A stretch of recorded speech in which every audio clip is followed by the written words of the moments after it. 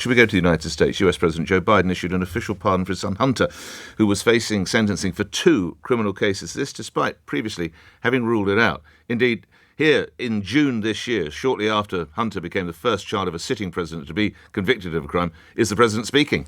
With regard to the question regarding the family, I'm extremely proud of my son Hunter.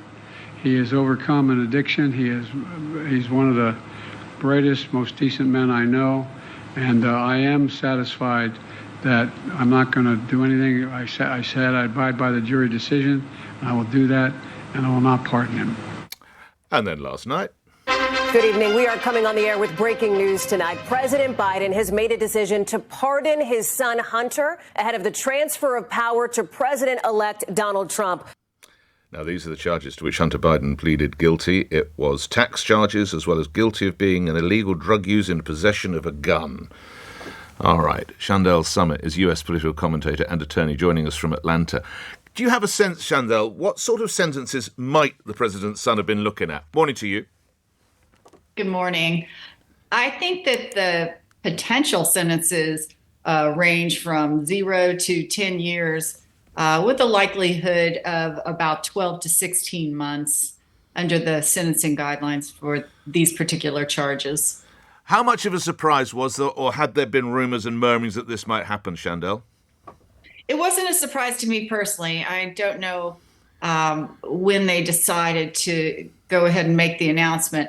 It does come on the heels of the appointment or the suggested appointment by Donald Trump of Kash Patel for the FBI director, somebody who has been giving interviews and has had the reputation of being a fierce Trump loyalist and someone who was going to punish the enemies of Trump. And of course, that would possibly include Hunter Biden.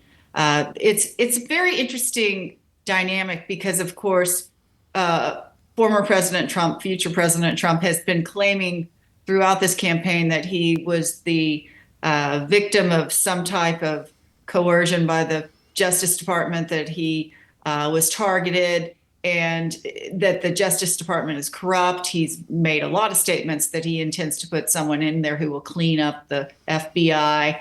And so, the idea that Joe Biden is now parroting the same type of a line in pardoning his son Hunter is interesting, although both of those men were prosecuted by something known as special prosecutors, which is a process that you can sort of avoid the political connection to the prosecution if you're the president or the Justice Department, because they appoint someone who's independent to run the investigation.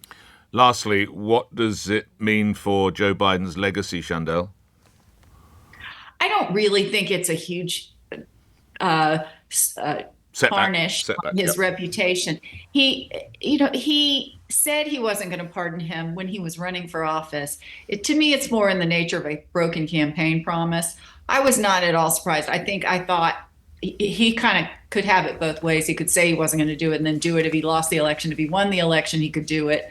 Or, there might be the suggestion that whoever was sentencing him would give him a break. But I'm not at all surprised. I'm actually happy that he did it. I think Hunter Biden has been sort of the target of an investigation which would not have happened other than the fact that he was the son of the president.